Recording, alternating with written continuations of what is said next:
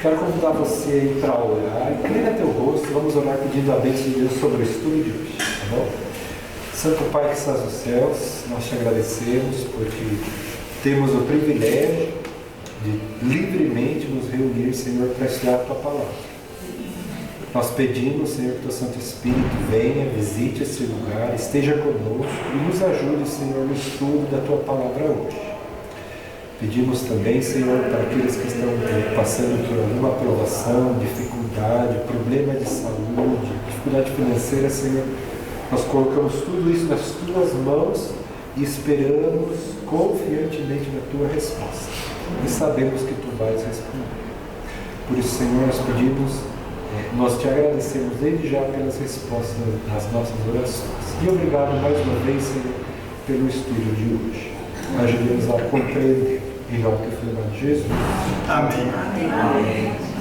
Boa noite a todos. Tudo bem com vocês? Tudo. Preparados para mais um momento de estudo da Palavra de Deus? Hoje estaremos tratando do tema o dom de profecia. O dom de profecia é o tema desta noite, desse estudo que vamos tratar agora. Na verdade, eu começo dizendo algo que vocês sabem muito bem, é óbvio.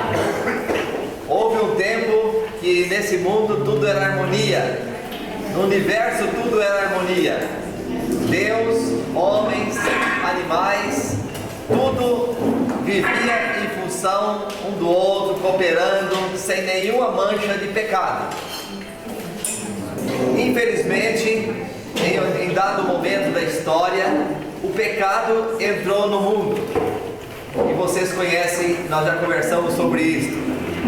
E o pecado veio e trouxe desarmonia entre anjos e Deus, entre anjos, seres humanos também com Deus.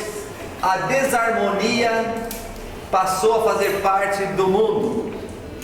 Mas Deus não criou o mundo para o fracasso. Você concorda comigo? Deus criou o mundo para a perfeição. Porém, Deus tinha que deixar um detalhezinho, um ponto de prova. E o ponto de prova, Deus deu o livre-arbítrio. A liberdade, que é um dom precioso que todos nós temos. Vocês concordam comigo? Sim. Então, o ser humano, na onisciência divina, na onipotência, na onipresença e onisciência divina, Deus deixou o livre-arbítrio para o ser humano. Cada um pode tomar a decisão que quiser e pagar as consequências.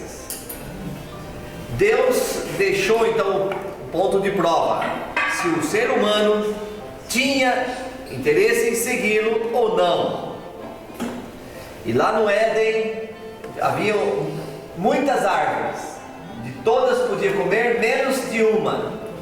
E Deus disse: o dia em que comer, certamente morrerá. Então, a morte, ali, se o ser humano comesse, ele tinha como certo a morte. E ocorre que o ser humano comeu. E Deus então agora tinha que executar o que ele disse. De acordo com a autora chamada Ellen White, os anjos, quando souberam que o casal havia pecado, comido do fruto proibido, os anjos levaram a informação para o céu. Chegando lá, havia uma reunião entre o pai e o filho. Certamente a Trindade estava presente. E aí os anjos disseram, assim que Jesus veio para a presença dos anjos, os anjos disseram: o ser humano pecou, temos que matar agora. E Jesus disse: não, eu vou morrer no lugar do ser humano. Eu vou viver a vida de um ser humano e vou dar a oportunidade para todos os que creem possam ter a vida eterna. E então os anjos, de acordo com essa autora, os anjos disseram não. Alguns anjos disseram: nós vamos no seu lugar. E Jesus declarou: criatura não pode salvar criatura. O Criador precisa fazer esse papel. E chegou no momento certo. Jesus veio. E Jesus então passou por toda a trajetória que vocês conhecem aqui na terra, para poder dar oportunidade para todos os que quiserem possam ser salvos. Assim, o ser humano, agora que conversava face a face com o Criador, já não podia mais conversar, porque o pecado criou uma barreira, e o ser humano seria eliminado se visse Deus face a face e se tivesse aquela presença contínua como tinha anteriormente. E Deus então usou vários métodos, vários meios para conversar com o ser humano, para falar com o ser humano, para interagir com o ser humano. E alguns meios, vocês podem me ajudar? Alguns desses meios? Que meios Deus usou para falar com o ser humano? A Bíblia veio, eu posso dizer que em torno de, vamos colocar aí, até do dilúvio, do pecado até o dilúvio, 1656 anos. Do dilúvio até Abraão, 400. De Abraão a Moisés, mais 400. Dá quanto isso aí? 2.600 anos, mais ou menos. Foi o período da entrada do pecado até quando a Bíblia surgiu na mão do povo. Os profetas. Então Deus utilizou, falou com o ser humano através de sonhos, visões, profetas, Deus falou através dos profetas, né? Então Ele usou diversos meios para falar com o ser humano. E nesta noite nós vamos falar então um pouquinho sobre o dom profético. É o dom profético. Como surgiu e aí como chega até nós. Tá certo? Com a ajuda de Deus nós vamos buscar trabalhar nesse tema. E o Espírito Santo me ilumine e ilumine a vocês também. Mas antes de falar sobre a presença, a existência dos profetas, o chamado dos profetas, eu vou mostrar aqui um ponto que me encanta muito. No livro, abra sua Bíblia, no livro de Gênesis capítulo 5, né? E o capítulo 5, começando no verso 1. Aqui na minha tradução, se vocês quiserem ler comigo, poderemos fazer, tá bom? Diz assim: este é o livro da genealogia de Adão. No dia em que Deus criou o homem, a semelhança de Deus o fez. Homem e mulher os criou e os abençoou e lhes chamou pelo nome de Adão no dia em que foram criados. Viveu Adão 130 anos e gerou filhos à sua semelhança, conforme a sua imagem, lhes chamou Sete. Então eu vou interromper um pouquinho aqui. Eu acho magnífico esse texto. Por quê? Porque fala que Deus criou o ser humano à sua semelhança. Então nós somos semelhantes a quem? A Deus. Nós carregamos a semelhança de Deus. Infelizmente, o mal, o Satanás, que a Bíblia fala, ele tenta imprimir o caráter dele na vida das pessoas. Um dia eu fui a uma penitenciária e vi alguns bandidos lá dentro que parecia que os olhos assim estavam saindo para fora, de ódio, de vontade de fazer coisa errada e tudo mais. Então aqueles que buscam a Deus podem ter a semelhança de Deus, e aqueles que distanciam de Deus, a imagem de Deus ele perde em alguns aspectos. Agora vem um detalhe aqui. Deus criou o ser humano, então nós somos filhos de quem? De Deus? Sim? Sim. Você pode dizer isso de coração? Sim. Então fala: eu sou um filho de Deus. Repetindo: eu sou um filho de Deus. Essa certeza nós nunca podemos perder, você sabia? Por quê? Por que não perder? Porque as provas vêm. E se você sabe e você sente que você é filho de Deus, você vence com mais facilidade. Concorda comigo? Você vence com mais facilidade. Mas vamos aqui mais um pontinho. Imagina que Deus não tivesse filhos.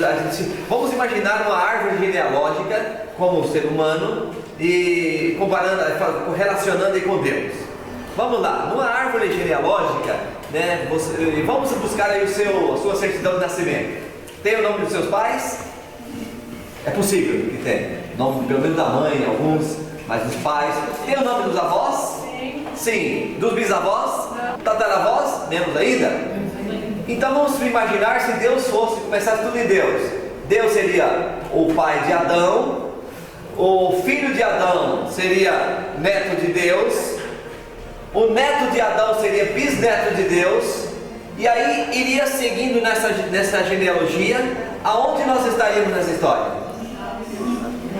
Muitos não conhecem nem o bisavô, que é o meu caso. É verdade ou não é? Imagina o conhecimento de Deus, sairia de cena. Mas o importante é que Deus tem na terra o quê? Filhos. E nós somos o quê? Filhos de Deus. E assim a Bíblia menciona as gerações da terra começaram. Ali no Gênesis 5 vai mencionar as gerações. Começou com Adão. Eu vou deixar a Bíblia aqui para poder segurar o quadro. Aí vem 7, tira fora, que na verdade tem Abel e Caim aqui, ou Caim e Abel. Mas esses aqui nessa genealogia não aparecem. Eles não aparecem nessa genealogia, mas eles fazem parte também da família. Aí vem 7, depois vem Enos, depois vem Cainã ou Quenã, depois vem Jared, depois vem Enoque. Enoque aqui dá um destaque. Por quê? Porque ele foi o profeta. Faltou Malaléu. Faltou Malaléu. Então, 7 Enos, Quenã, Malaléu aqui, ó.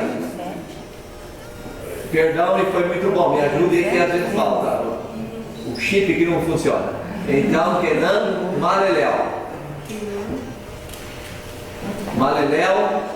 Jared e Enoque. Depois Enoque vem Matusalém. Depois vem, quem vem aqui depois? Lameque. E depois Noé. É lógico que existiram muitos outros, mas esses aqui foram os que mais buscaram a Deus, que viviam mais próximo de Deus, e a linhagem deles então aqui se refere. Por exemplo, dizem que Adão tinha aí por volta de 30 filhos, mas só faz menção de 3. Caim, Abel e 7. Né? E 7.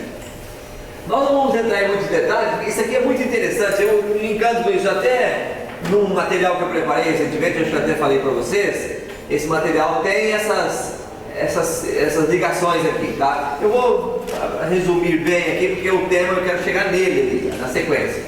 Então, é interessante que você, ao ler esse capítulo 5, começa dizendo, né, 7 viveu 912 anos.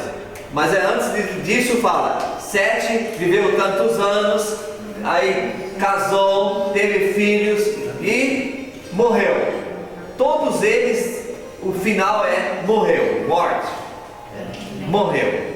Até uma senhora um dia disse para mim, pastor, que graça tem? Nasce, cresce, casa, tem filhos e morre. Tudo assim, que graça tem a vida? Isso mostra que o salário do pecado é a morte. Acontece que nessa sequência aqui, quando chega em Enoque, Enoque teve filhos com 65 anos, 65 ou 60? 65 anos, foi?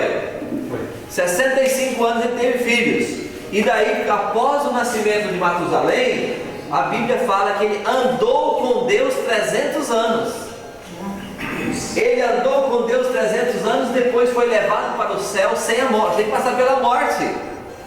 Aqui interrompe o ciclo da morte com Enoque. Por que isso? Porque aqui vai mostrar que se o salário do pecado é a morte, o dom gratuito de Deus é a vida eterna.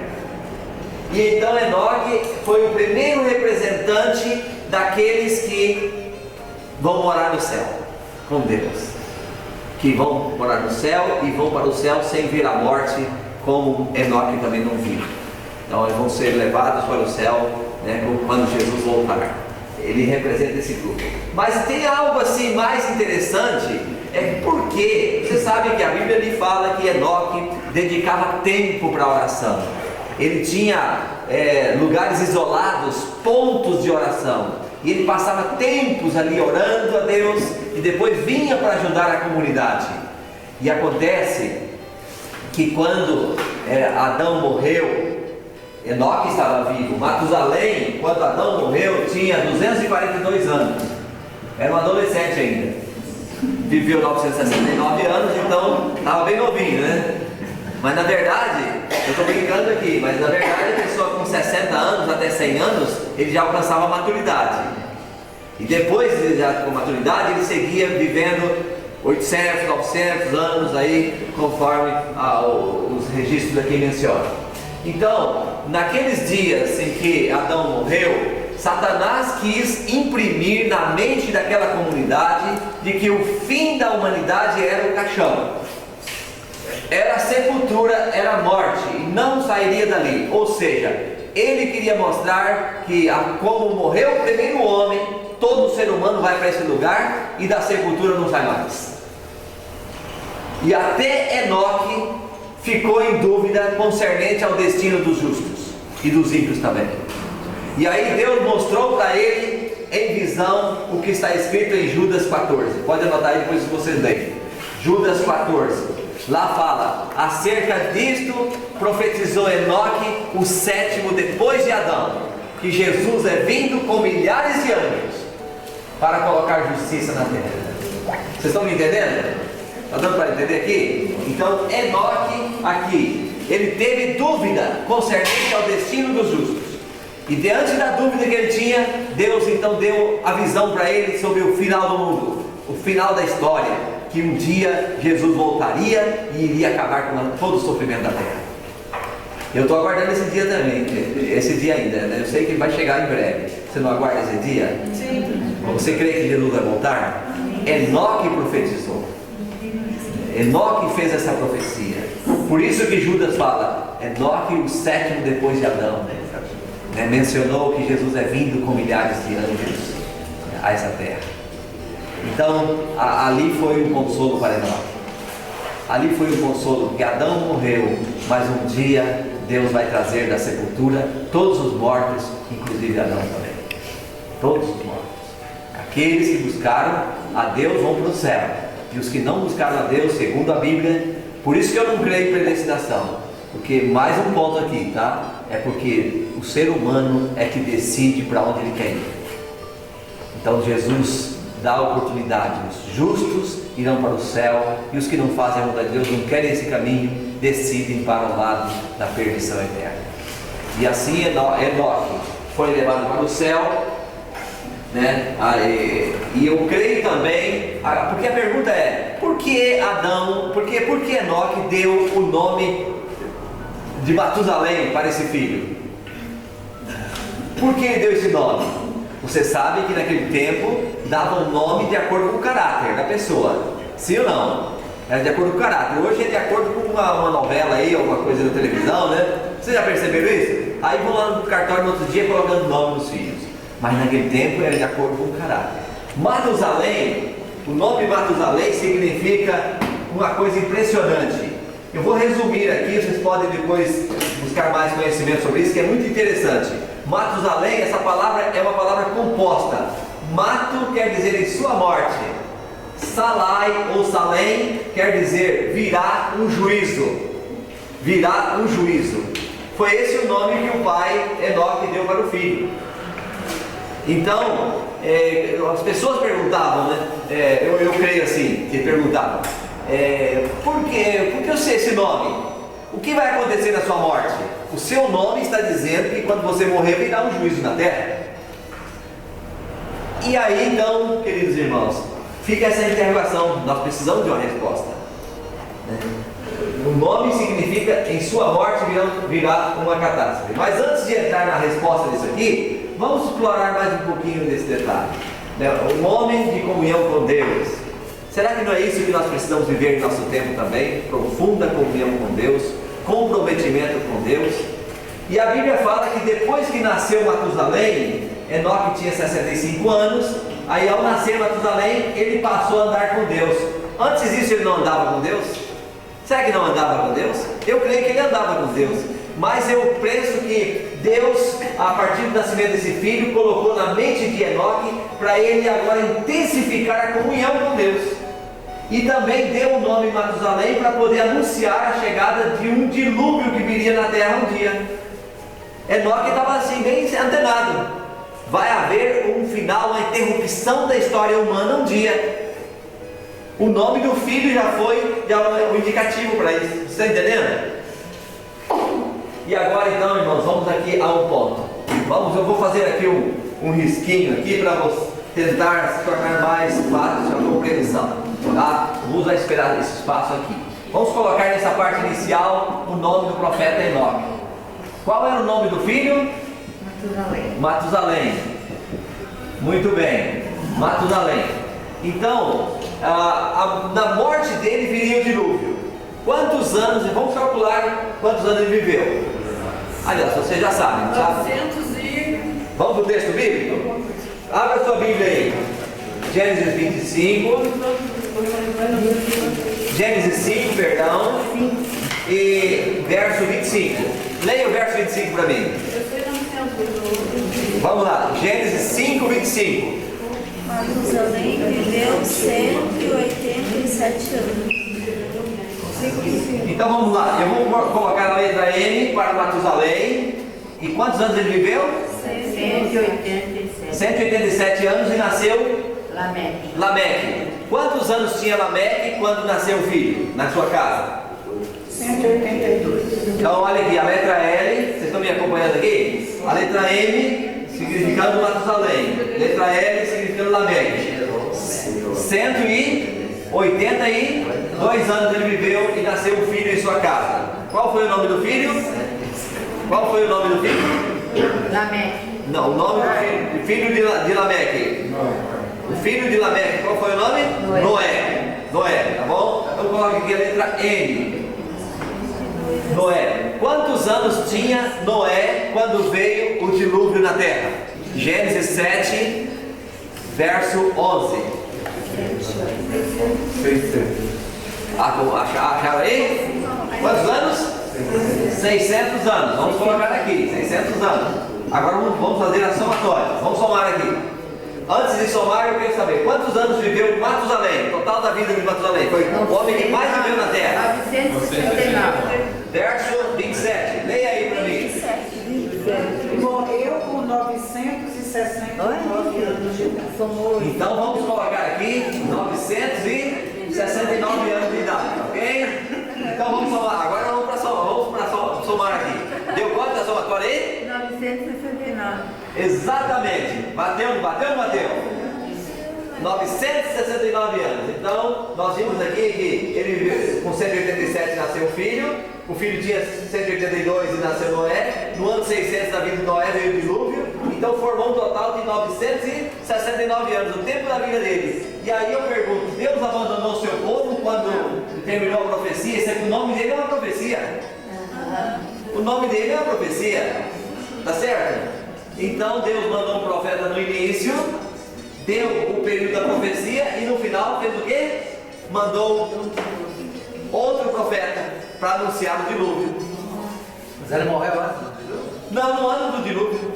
Alguns meses aí, alguns comentaristas mencionam 2 meses em torno disso. Antes de chegar o dilúvio, os 2 meses em torno disso ele morreu.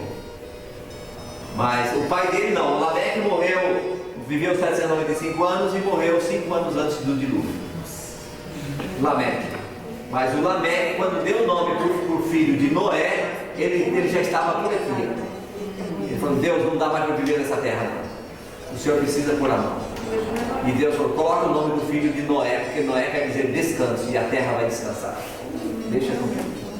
E Deus colocou o nome Noé, quer dizer descanso, porque o mundo iria ser interrompido e haveria descanso no mundo. Você não acha que o mundo de hoje também não está precisando de descanso? Deus me livre, onde você fala, com quem você fala, alguém está doente. aspecto físico, mental, de alguma ordem, há um transtorno. É um mundo que nós vivemos que não dá mais. Muitos já estão cansados demais deste mundo e não tem resposta para muita coisa. Infelizmente o diabo está colocando a culpa em Deus e alguns estão entrando na onda.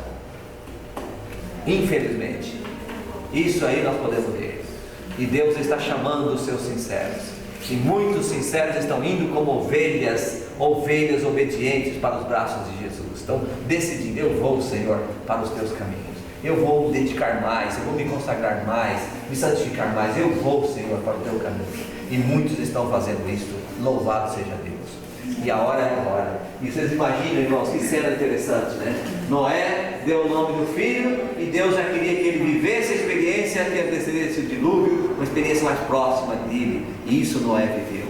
Apesar de Satanás tentar colocar que o mundo estava na mão de Satanás, que todo mundo ia para a sepultura e não sairia de lá, Deus mostrou, levou Enoque para o céu e ainda mostrou que viria o juízo na terra. E quando chegou o momento certo, o dilúvio veio. E assim, eu não vou entrar aqui nesse detalhe, porque esse material meu faz aqui um estudo de 5 períodos, tá? 5 períodos da Bíblia. Existem mais, que Deus manda o profeta, dá o período da profecia e no final manda outro profeta. É muito interessante, eu acho muito interessante esse aspecto. Mas eu vou a seguir o último período, o 5º período profético, ou o mais longo período da profecia, que mostra a chegada agora da profecia no tempo do fim.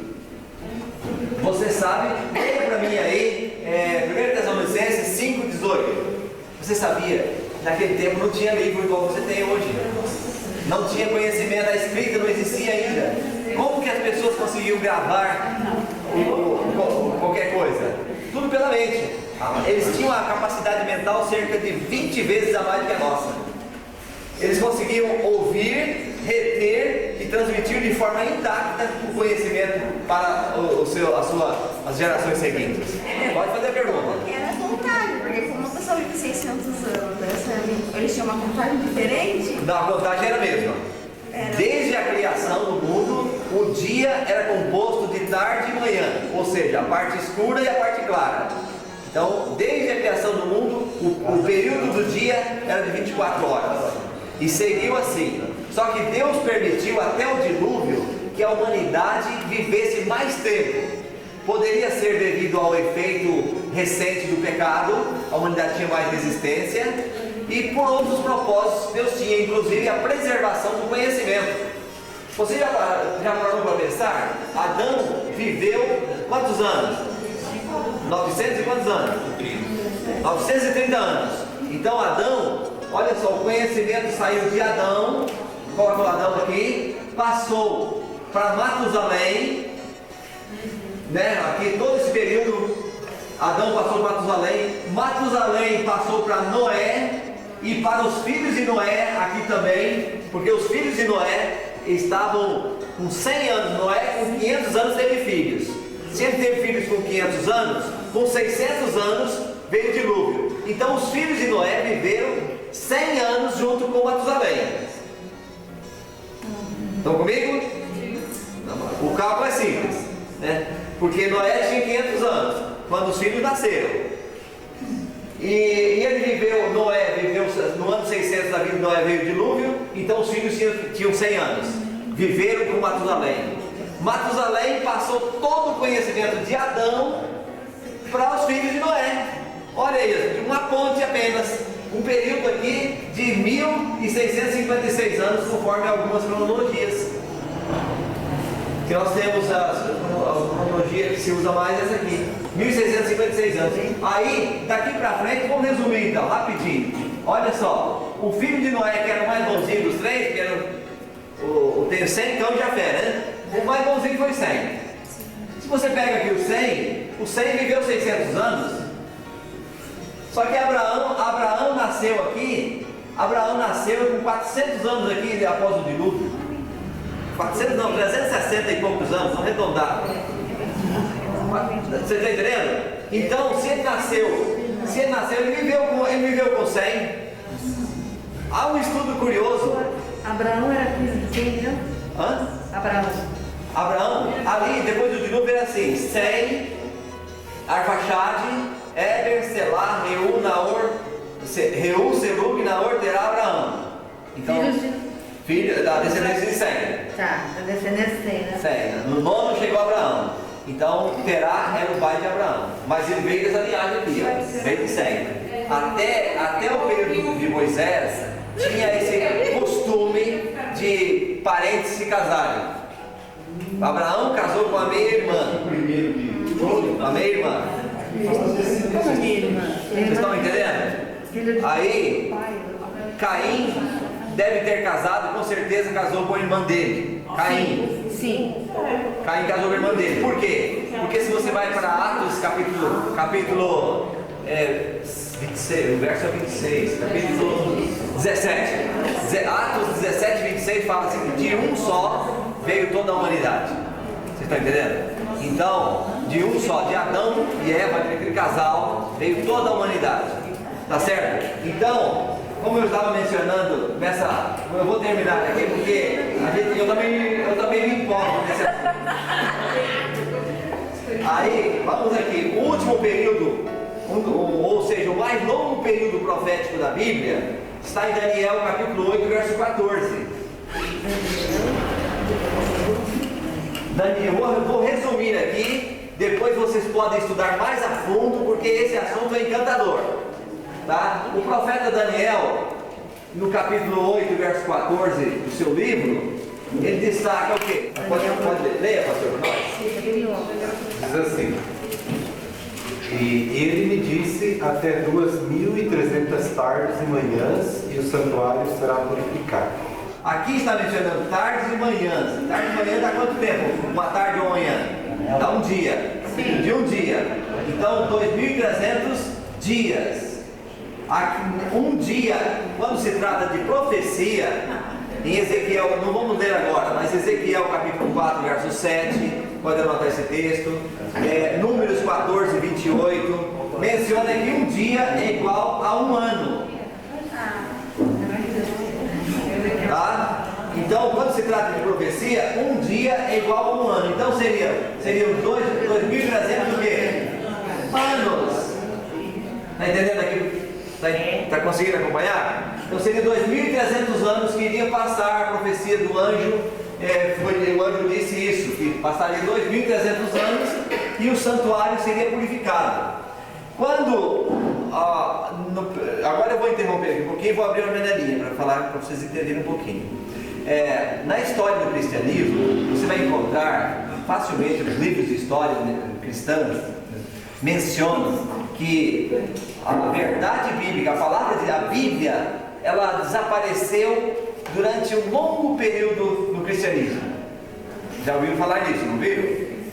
Durante um longo período se perdeu a Bíblia Sagrada, os ensinos da Bíblia, desde o quarto século a.C. até o período aí da Renascença, que eles falam, por volta de 1700 e alguma coisa. 700 e alguma. Aí começou a despertar o conhecimento, a vontade de aprender sobre profecias do Apocalipse, de Daniel. Foi uma explosão.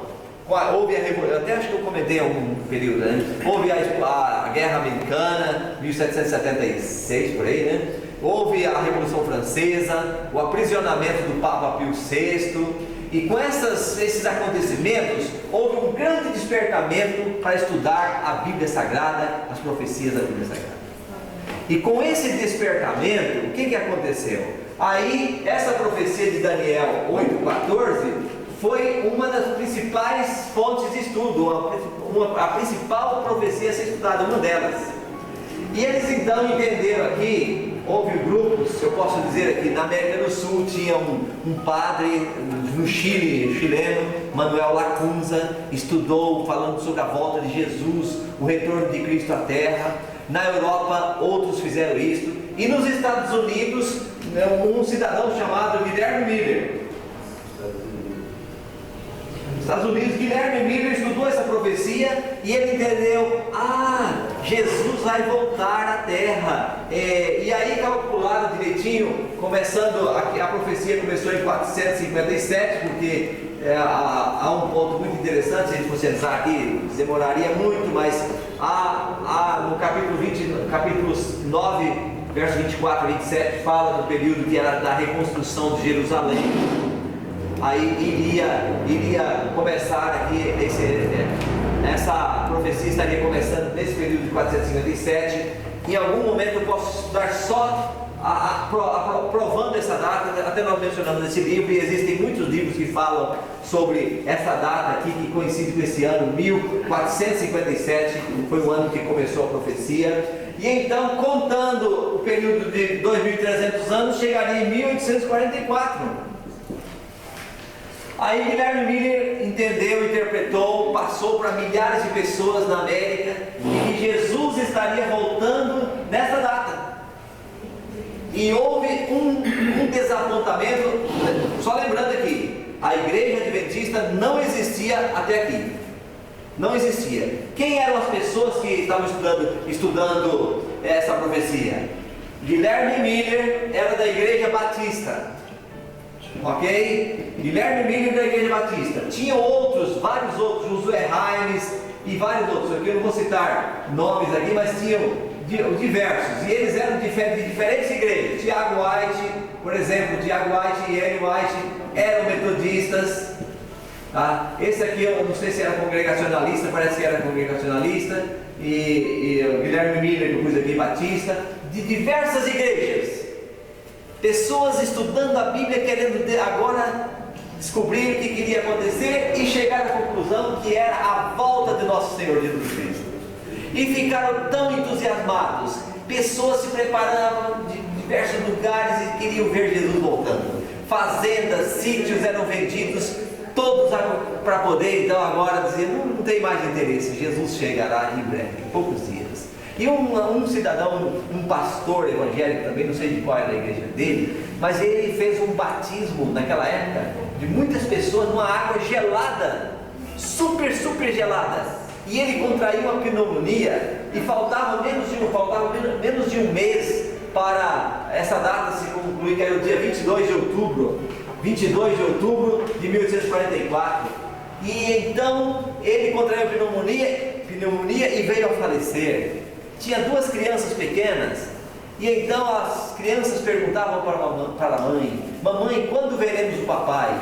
E a mamãe dizia: olha, falta uma semana, faltam 3 dias, está chegando, o papai estará voltando. E quando então chegou o dia, Jesus não voltou, e houve um tremendo desapontamento. Milhares de pessoas deixaram a fé, abandonaram a igreja como ovelhas que não têm pastor. Um outro grupo continuou preparando, marcando datas, seguiu marcando datas. Desse grupo nasceu a Igreja Testemunhos de Jeová. E aí então um outro pequeno grupo disse o seguinte: nós vamos estudar a Bíblia e somente a Bíblia, queremos saber a verdade. E não demorou muito e eles descobriram que lá no livro de Hebreus fala que o santuário era o santuário celestial, estava referido ao santuário, ao céu, porque Jesus ele foi para o santuário celestial. E então aí, depois do estudo profundo, descobriram então que seria o santuário no céu, porque o da terra não existia mais. No ano 70, Jerusalém foi destruída. Com a morte de Cristo, o santuário perdeu a validade, nós sabemos disso. Então restou o santuário a ser purificado, o santuário celestial. E aí esse grupo seguiu estudando a palavra de Deus, e aí nasceu então o grupo Adventista do Sétimo Dia. E nesse grupo tinha uma pessoa, uma jovem de 17 anos de idade, e ela, aqui no dia 20, assim, no mês de outubro ainda, aqui, se eu não me engano foi dia 23 de outubro, ela estava passando num pasto, indo para a casa de uma família, próxima à casa dela, e ela teve uma visão. E depois daquela visão teve outras visões. E ela teve mais de 2.000 visões. E tudo que ela falava da Bíblia Sagrada, falava do amor de Deus, do grande conflito, falava temas assim que relevantes para a época e para todas as épocas e até para os nossos dias. E aquela jovem ficou por 70 anos como profetizando. E se você pega o teste de um profeta, você percebe que ela tinha as mesmas características e as reações quando tinha uma visão, como tinha os profetas do passado. Então, nós aqui vamos ver se teria chance de haver profeta no tempo do fim ou não teria. Haveria profeta no tempo do fim? Olha, no livro de Mateus, capítulo 24, verso 24, pode ler, pastor Rafael? Porque surgirão falsos cristos e falsos profetas, operando grandes sinais e prodígios para enganar, se possível, os próprios eleitos. Perfeito. Jesus disse que haveria a chegada dos falsos profetas e falsos cristos. Falsos cristos e falsos profetas. A pergunta é, se teria a existência se haveria falsos profetas, é porque poderia haver o verdadeiro. Ninguém prepara uma moeda que não tenha a verdadeira. Por exemplo, uma moeda de R$3 não existe. Por quê? Porque não existe a nota verdadeira de R$3. Aqui nós subentendemos, tá? Esse texto, de forma indireta, nós podemos entender que poderia haver profeta verdadeiro também no tempo do fim. Mas nós vamos ver aqui um outro texto, não está aqui no nosso estudo. Acha aí 1 Coríntios capítulo 1, verso 7. Posso ler? Pode ler. De maneira que nenhum do dom vos falta, esperando a manifestação de nosso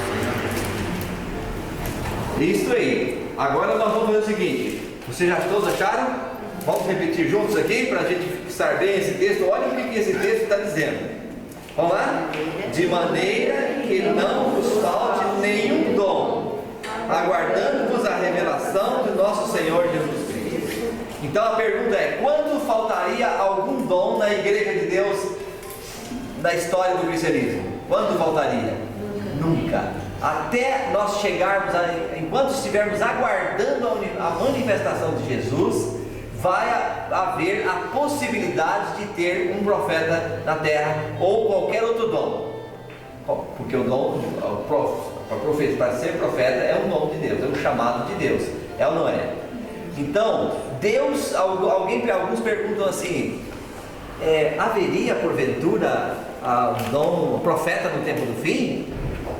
Essa resposta, irmão Flores, nós não podemos dar, não podemos? Tem que perguntar para quem? Tem que perguntar para Deus, porque Deus é que escolhe a época que vai ter profeta. É Deus ou não é Deus que escolhe? Então, nesse texto aqui, nós podemos entender que até a chegada de Jesus pode haver profeta. Qual é o nosso papel então, como cristãos? Nós devemos fazer o quê? Nós devemos fazer o teste, se aquele profeta é verdadeiro ou é falso. Vocês estão me entendendo? Então, pode haver o verdadeiro profeta, porque aqui menciona que até a manifestação de Cristo não voltará nenhum dom. Vocês estão comigo? Tudo certo? Agora vamos para Efésios 4, verso 11. Começa no 11. Vamos juntos? Olha lá. E Ele mesmo concedeu uns para apóstolos, outros para profetas, outros para evangelistas e outros para pastores e mestres, com vista ao aperfeiçoamento dos santos, para o desempenho do seu serviço, para a edificação do corpo de Cristo. Até quando? Até que todos cheguemos à unidade da fé e do pleno conhecimento do Filho de Deus, a perfeita varonilidade, à medida da estatura da plenitude de Cristo. A minha pergunta é: aqui está falando que Deus concedeu esses dons. Com que objetivo? Duas perguntas: com que objetivo e até quando esses dons estariam à disposição? Vamos aqui juntos? Com que objetivo? O que falou aqui? aperfeiçoamento. O que vocês viram aí? Olha aí o verso 12. Com vista no aperfeiçoamento dos santos. Então Deus concedeu os diversos dons. Apóstolos, profetas, evangelistas, pastores, mestres e tal. Então Ele concedeu os dons para o aperfeiçoamento dos santos, para o desempenho do serviço da causa de Deus, da igreja de Deus. E aqui fala até que todos cheguemos à unidade da fé e do pleno conhecimento do Filho de Deus. Quando é que nós chegaremos ao pleno conhecimento do Filho de Deus? Me falem aí. Quando? Quando Jesus voltar. Concorda comigo? Quando Cristo voltar. Então, até Jesus voltar, não faltará dons na terra. E nós então, agora voltamos aqui a esse ponto, né? Nesse período aqui, 1844, nós, de acordo com os estudos da Bíblia e de acordo com os frutos que esta autora, Ellen White, no caso, produziu, os livros que ela escreveu, tudo indica que ela tinha o dom profético.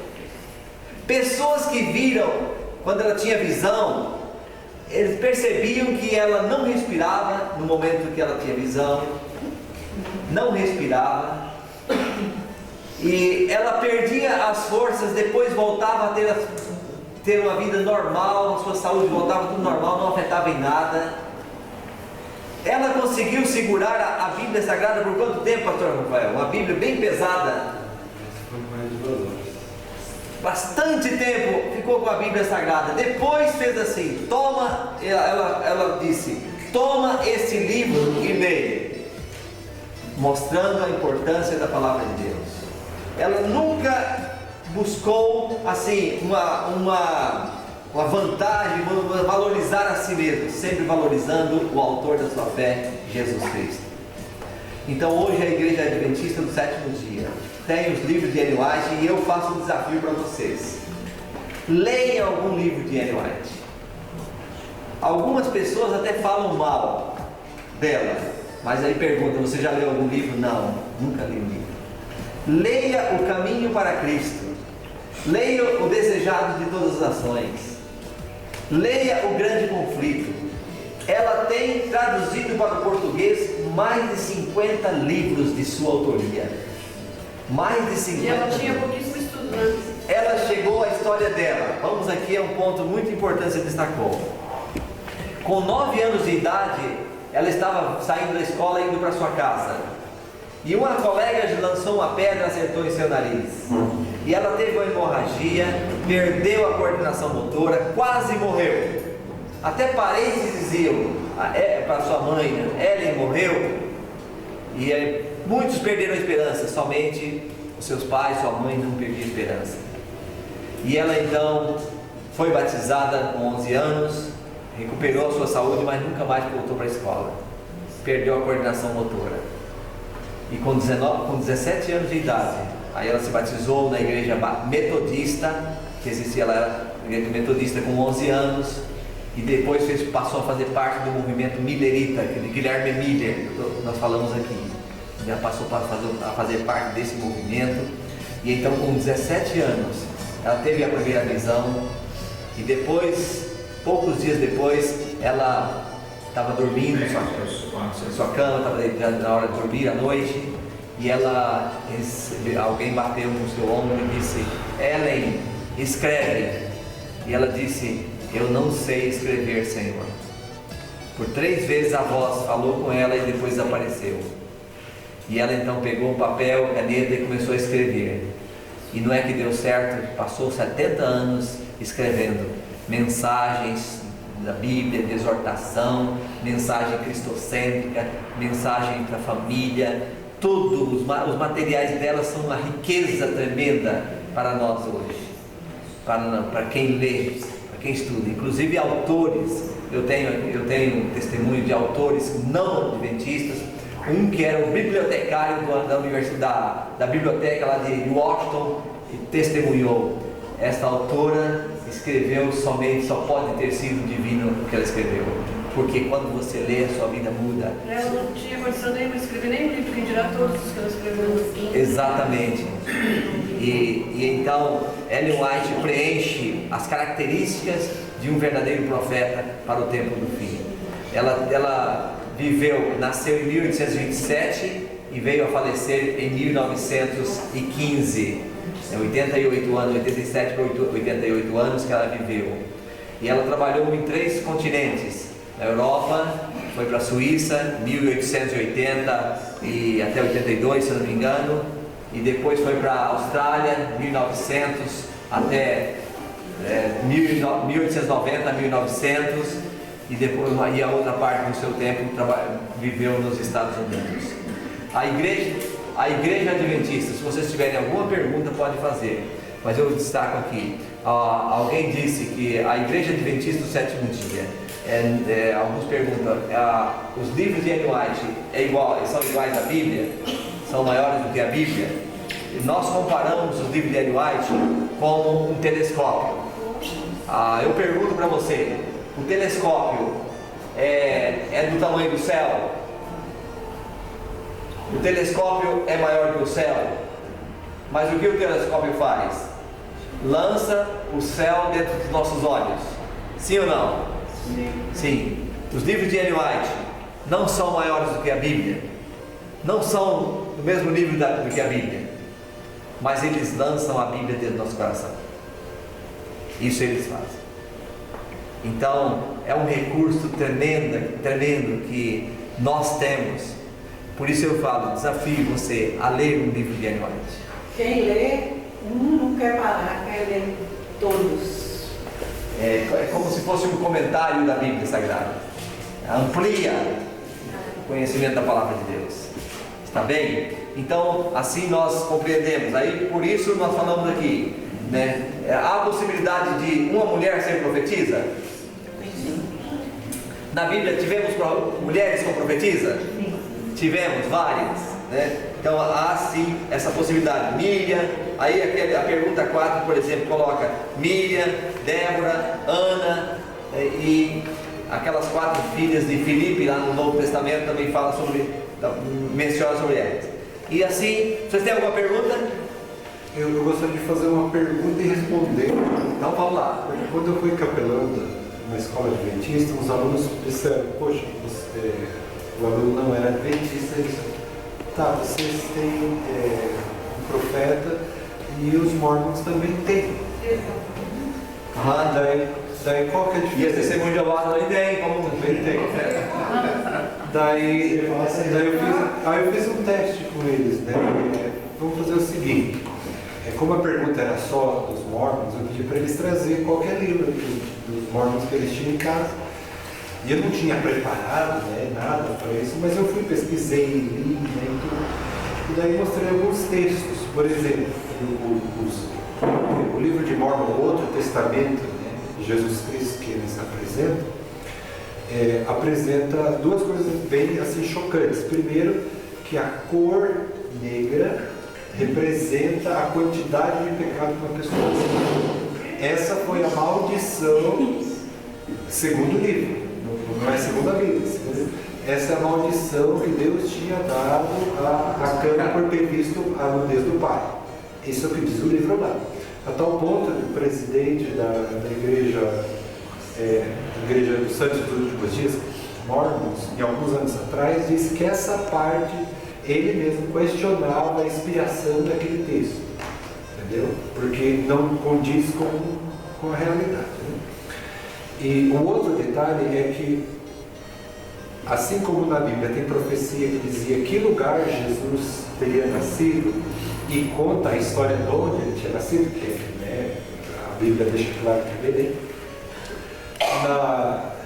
na versão do livro do Outro Testamento de Jesus Cristo, aparece que Jesus nasceria em Jerusalém e que nasceu em Jerusalém. Entendeu? Daí eu perguntei para eles, esses 2 argumentos, eu apresentei outros vários para eles. Vocês ficam com a Bíblia ou ficam com isso aqui? Quem contradiz quem? E com quem que a gente fica? Daí, unanimemente, eles disseram, ok, ficamos com a Bíblia. respeitamos a opinião de quem acredita nesse livro, mas a gente prefere a Bíblia. E acrescentando, pastor Rafael, o que você está dizendo, se você pega o livro, vamos aqui considerar, dos Mormons, de Joseph Smith, que foi o fundador, Joseph Smith, menciona que o livro dele está acima da Bíblia. Aí já é complicado para aceitar. Você concorda? A mesma coisa, se você pega o livro dos Testemunhos de Jeová, de Charles Russell, que foi o fundador, Russell dizia que os 15 minutos que você lê o livro dele lança mais luz para você do que passar aí um ano estudando a Bíblia Sagrada. Quero dizer que o livro então teria muito mais poderes. E além disso, Russell, fundador da Testemunho de Jeová, como Jesus não veio na data que ele estava marcando, ele foi marcando datas com muita frequência. E outra coisa, ele não acredita, Russell não acreditava que Jesus Cristo era Deus. Dizia que Jesus Cristo era uma criatura de Deus. Eles não acreditam no Espírito Santo também. Para eles o Espírito Santo não existe. São pontos assim bastante divergentes, porque um dos frutos que o profeta tem que mostrar é que ele está em harmonia com a palavra de Deus, com o que a Bíblia ensina, e nós vemos que outros chamados profetas não preenchem essa característica. Enquanto isso, Ellen White nunca trouxe para si essa valorização. Inclusive, ela chegou a dizer: se vocês me chamam de profetisa, eu me considero uma mensageira do Senhor. Mensageira do Senhor, tá certo? Um Mormon chegou na minha casa, eu sou de lado cristão, e eles falaram: posso entrar para te mostrar por casa? E eu falei: posso. Me chamaram, mostraram o livro. Realmente eles têm um profeta que eles é meio difícil você saber interpretar qual que é, qual que não é. Eu queria saber qual é esse teste. A Ana acabou de falar que é a segunda Bíblia, tem que seguir a Bíblia. E eles falaram que vem uma luma de luz. Sim. E só os 400 serão salvos, só essa igreja é verdadeira, tem um livro, Mormon, tem não sei o que, e eles são muito sábios na palavra. Sim. E eles falaram, então eles saíram e voltaram. Quando eles voltaram com o livro, o Mormon falaram assim: você aceita? Eu falei: primeiro eu vou fazer uma oração. E o que o Senhor, eu vou pedir que o Espírito Santo lidere essa reunião, pode ser? E eles falaram: pode. E eu não acredito que você abrir a Bíblia e faz assim o tempo todo, Deus fala com você, mas eu falei assim: Espírito Santo de Deus, eu sei que o Senhor é real e eu quero que o Senhor me mostre qual é a verdade aqui. Fiz exatamente isso. Os falsos profetas e os verdadeiros crentes. João 4, versículo 4. Amados, não tem crédito a qualquer espírito. 1 João, você está lendo, né? 1 João. 1 João, perdão. 1 João 4. Amado, não tem crédito a qualquer espírito, antes de provar espíritos que procedem de Deus. Porque muitos falsos profetas têm saído pelo mundo fora. Então nessa hora, assim, os caras... E eu contestei ele com a Bíblia. Foi Sim. aí que eu comecei a procurar porque eu estava com dúvida da minha fé. Porque existem muitos falsos profetas, até mesmo a Ellen White é uma que eu me questiono sobre ela. Sim, sim. E a Helena me contestou que é uma coisa muito real, porque os livros dela realmente voltam para a palavra. É o centro, a Bíblia. Exatamente. Existe um empreendedorismo que eu conheci, que tem uma colega minha, que eu já comentei aqui, que eu acreditava mesmo que a Ellen era sobreposta. É a grande profeta, é a pessoa maior. E até mesmo eu acreditava que vocês colocavam ela como algo até mesmo superior. Sim, sim. E daí como inverte os valores, né? Eles falam e nem sabem. E realmente lendo o livro dela existe vida, né? E ela passa no teste de uma profetisa. Um ponto. Exalta a Jesus Cristo. Sim ou não? E não a si mesmo. Fortemente. Não a si mesmo. Sempre exaltando Jesus. Exalta a Bíblia. Enaltece a palavra de Deus como a fonte de inspiração, como o caminho para que nos conduz para a vida eterna. Como Jesus mesmo disse, e Ellen White destaca isso. Outra coisa, o estilo de vida dela coincide com o que a Bíblia ensina, né? Outra coisa, ela procurava guardar todos os mandamentos e não parte dos mandamentos da lei de Deus. E aí tem vários outros testes que você vai percebendo que ela supera a Martim Lutero.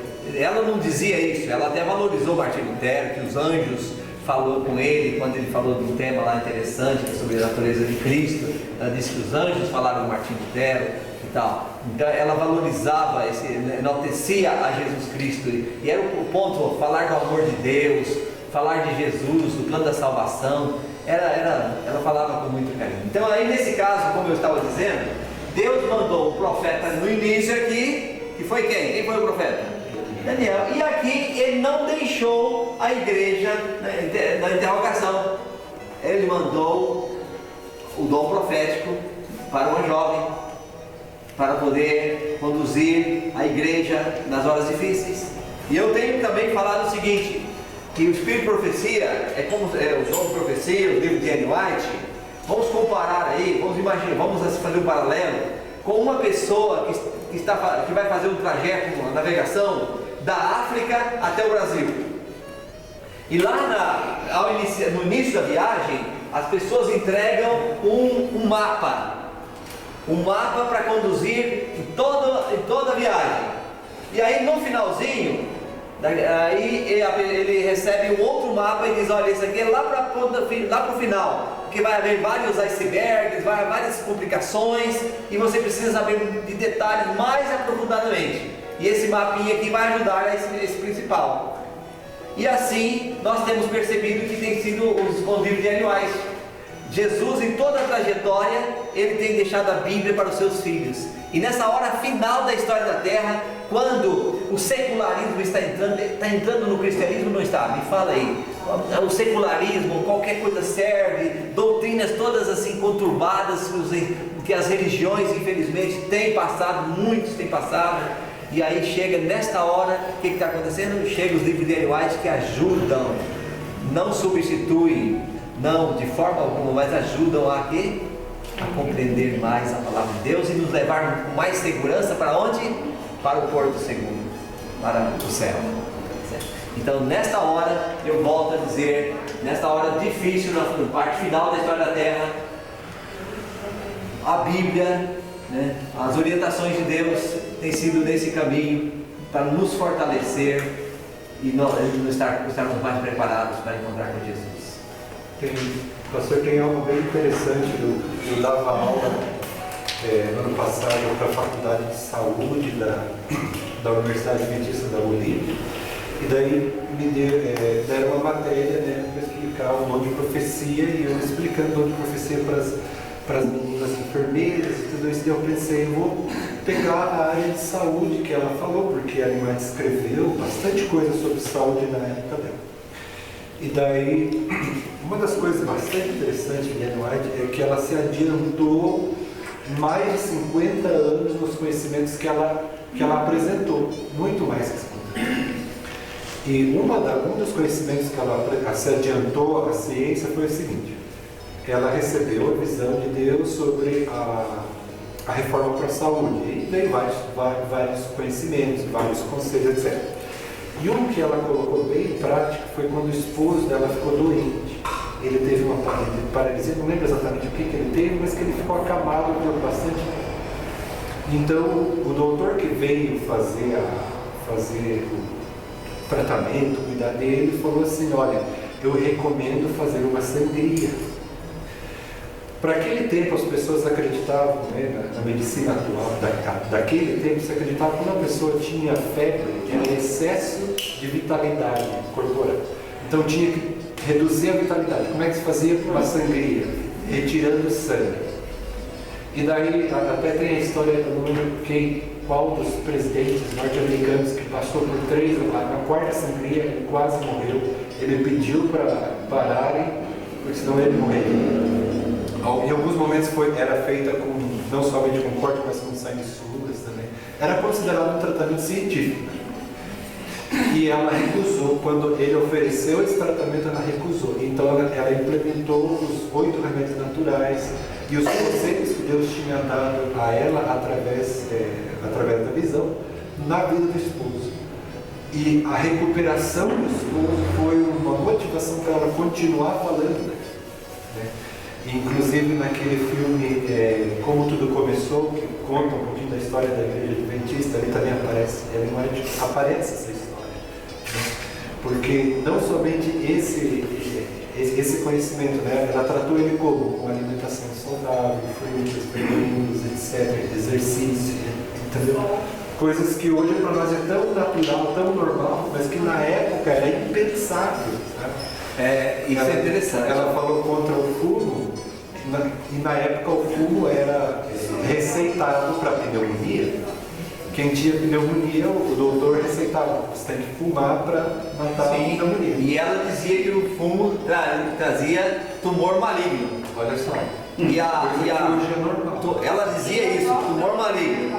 E somente em 1950 a Sociedade de Medicina Britânica reconheceu que o fumo causava câncer, conforme a Ellen White dizia.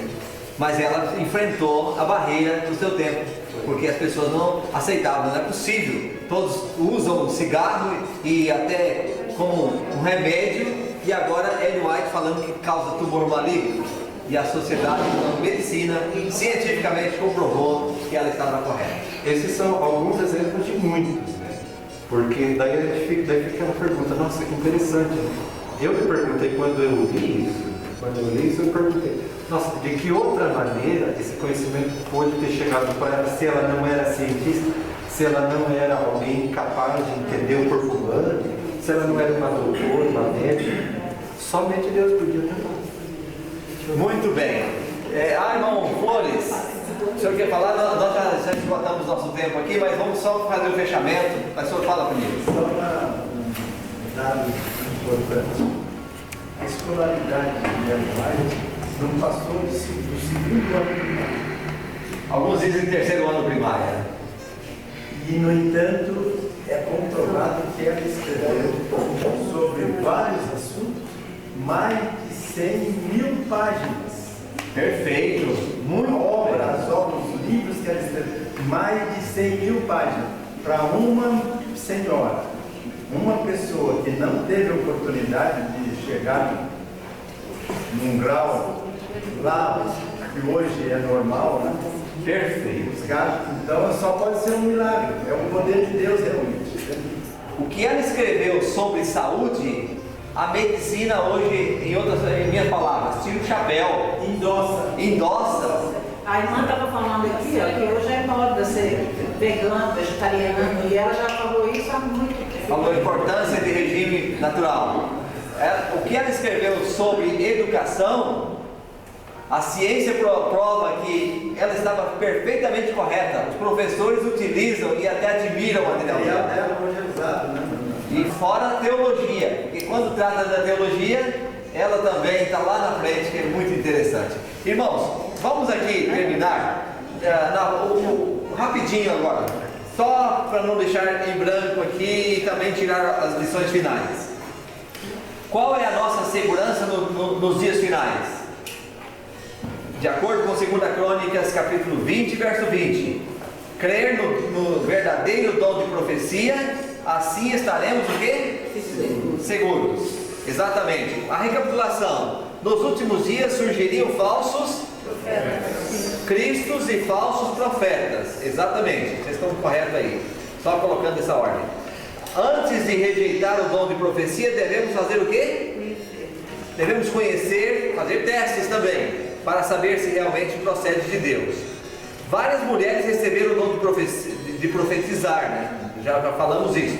Esse dom se manifestaria na igreja que faz o quê? Em que igreja estaria apresentando esse dom, estaria se manifestando esse dom? Apocalipse capítulo 12, 17 fala dos que guardam os mandamentos de Deus, aí tem o testemunho de Jesus. Ali fala que é o dom de profecia. Então, esse ponto é muito, muito destacado. E finalmente, a Igreja Adventista do Sétimo Dia aceita esse dom manifestado na vida de quem? de Ellen White, em virtude de sua coerência em relação aos critérios bíblicos de avaliação profética. Então, finalizando agora o seu compromisso de fé, o nosso compromisso de fé. Você pode anotar aí se quiser, colocando sim ou não. Eu creio que estamos vivendo nos últimos dias. Você crê nisso? Amém. Amém? Aceito o dom de profecia manifestado da Igreja Adventista por meio de Ellen White. Se você aceita, você pode pôr o sim aí. E se não aceita, pode buscar um dos nossos aí, o pastor Rafael, o irmão Flores, para ampliar o conhecimento aí, você tem uma convicção forte. Finalmente, desejo ler os livros escritos por Ellen White. Quantos gostariam de ler? Amém. Amém. Consigo aí, irmão Flores? Aí, consegui. Cada um lendo, pelo menos no caminho a Cristo. Eu tenho. Eu vou passar. Vai conseguir, vai conseguir. Perfeito, já resolvi. Ali também já leu? Então tá bom. Bom. Tem. Aquele grande conflito, tem alguém que não gosta que nem não. Satanás não gosta que nem o grande conflito. Aquele livro é impressionante. Ele é revelador mesmo. Irmão Cida, se não tem, vamos arrumar aí para ler também. Aqui. Então já tem, né, irmão? Que ótimo.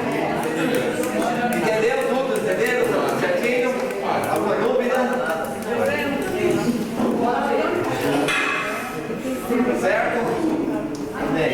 Vamos fazer a oração nesse momento. Minha esposa, vai orar. Vamos orar? Nosso Deus querido, nosso Pai amado, muito obrigada por essa noite tão gostosa, maravilhosa, em que pudemos aprender da Tua Palavra. Amém. Obrigada por sempre cuidar de nós, nos orientando através dos Teus servos, os profetas, os pastores, os líderes das igrejas. Obrigado porque o Senhor sempre tem amado a todos nós e tem conduzido a nossa vida. Amém. Obrigado pelas pessoas que estão aqui nesta noite, que saiamos daqui mais desejosos de ouvir a Tua Palavra, de praticá-la, de também ler livros do Espírito de Profecia da Senhora Ellen White. Amém. Graças a Deus o Senhor nos deu esse arsenal maravilhoso de livros que nos orientam em todos os aspectos da nossa vida. Nós te louvamos por isso. Pedimos a Tua bênção, a Tua graça, a Tua companhia de volta para os nossos lares. Em nome de Jesus. Amém. Amém. Deus abençoe a todos, irmãos. Boa noite.